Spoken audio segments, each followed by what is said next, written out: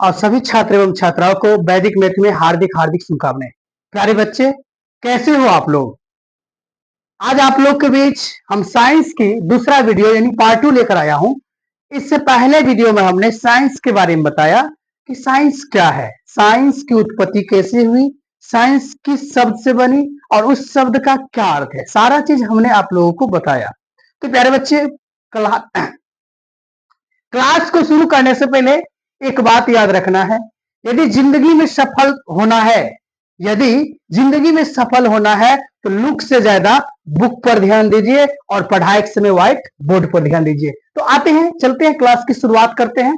तो आज प्यारे बच्चों, मैं आप लोग के बीच पार्ट 2 लेकर के आया हूं। मेरे मुन्ने, एकदम समझना है और ये जो इंफॉर्मेशन जो है आपके लिए बहुत कारगर साबित होने वाला है, क्योंकि यह किसी एक विशेष क्लास के लिए नहीं है, बल्कि आप चाहे 1 में हो या 2 में हो या 6 में हो या 10 में हो या 12th में हो या अदर कंपटीशन में हो या अगर आप कहीं पढ़ा रहे हो, तो प्यारे बच्चों इसे सीखे। क्योंकि एक सही चीज को सीखना कोई बुरी बात नहीं है, और इसका अध्ययन करें और इसके बारे में सही चीज की जानकारी ले।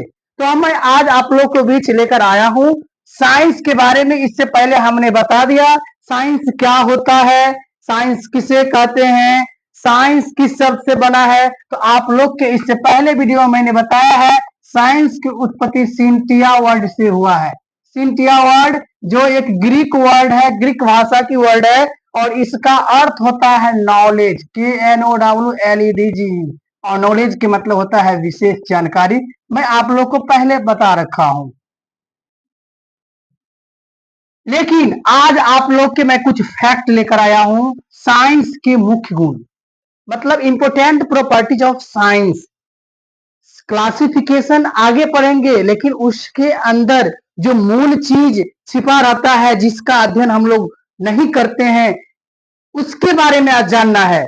क्या मूल फैक्ट है? तो देखो, एक चीज सबसे पहले, कोई भी वैज्ञानिक आज हम लोग के बीच एक से एक नियम लाया।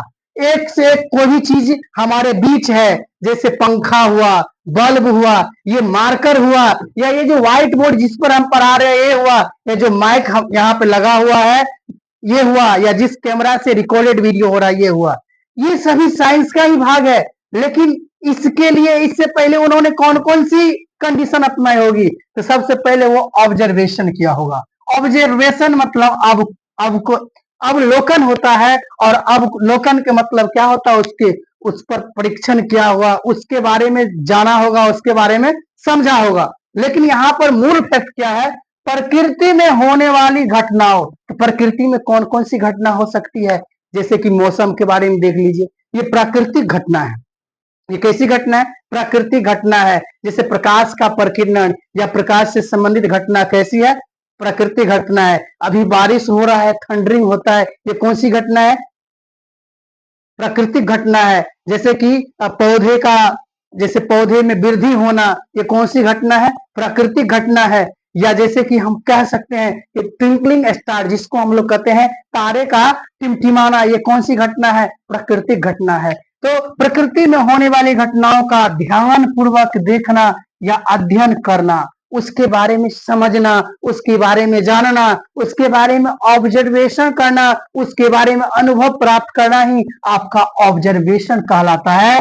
जब हम इस चीज को जान लेते हैं तो उस फैक्ट को हम लोग क्या करते हैं, आगे एक्सपेरिमेंटेशन करते हैं। और एक्सपेरिमेंटेशन की मतलब होता है प्रयोग।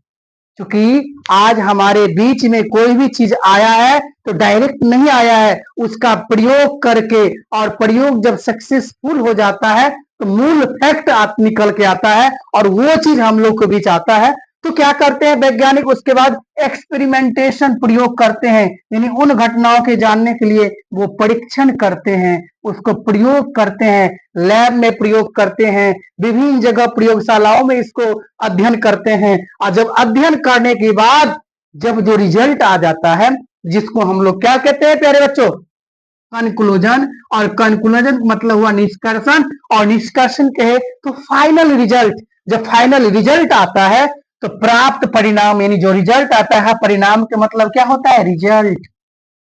जो रिजल्ट आता है तार्किक सोच, यानी तार्किक सोच के आधार पर हम लोग क्या करते हैं, नियम या सिद्धांत बनाते हैं, और वही नियम और सिद्धांत के आधार पर हम किसी भी चीज के बारे में अध्ययन करते हैं, और वही चीज जब कंप्लीट हो जाता है तो उस पर थ्योरी बन जाता है। जैसे बल्ब है तो इस पर भी बनता है, पंखा है तो इस पर भी बनता है। अब इसी चीज को हम लोग क्या करते हैं, एक एक हम लोग कंसेप्ट के रूप में जानते हैं, नियम के रूप में जानते हैं। तो किसी भी चीज, साइंस का जो मूल जो गुण होता है, किसी भी चीज को, नियम को या कोई चीज बनाने के लिए सबसे पहले ऑब्जर्वेशन जरूरी होती है, उसके बाद एक्सपेरिमेंटेशन, उसके बाद कंक्लूजन, ये 3 चीज जरूरी होती है।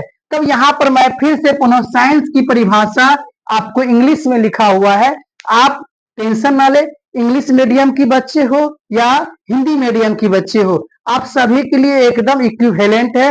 हिंदी और इंग्लिश दोनों मीडियम में, हम दोनों मीडियम में आप लोग को पढ़ाने का काम करेंगे।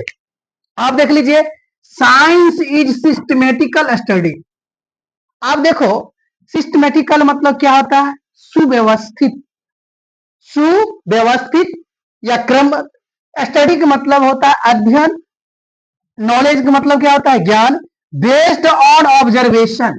ऑब्जर्वेशन का मतलब समझ रहे हैं, जो अभी हमने पढ़ा है अवलोकन, किसी चीज के बारे में हम लोग अनुभव प्राप्त करते हैं, देखते हैं, परखते हैं, समझते हैं, उसके बाद रीजनिंग अर्थात उस पर दिमाग लगाते हैं, तार्किक सोच लगाते हैं, जो अभी हमने कहा कि कैसे कौन काम होगा, उस पर हम लोग मंथन करते हैं, एंड एक्सपेरिमेंटल, और प्रयोग करते हैं, और लास्ट में क्या लिखा है, फैक्ट, और जो निकल के आता है वही मेरा थ्योरी या रूल्स कहलाता है, रूल्स बनता है, इज कॉल्ड साइंस। वही क्या है, आपका साइंस है। तो प्यारे बच्चों, आज की क्लास में पार्ट 2 में आप लोग को हमने बताया कि साइंस के मुख्य गुण।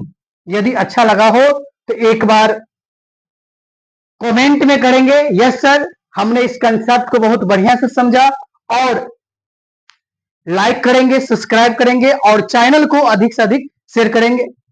प्यारे बच्चों, मैं पुनः आप लोग के बीच पार्ट 3 में मिलता हूं। धन्यवाद।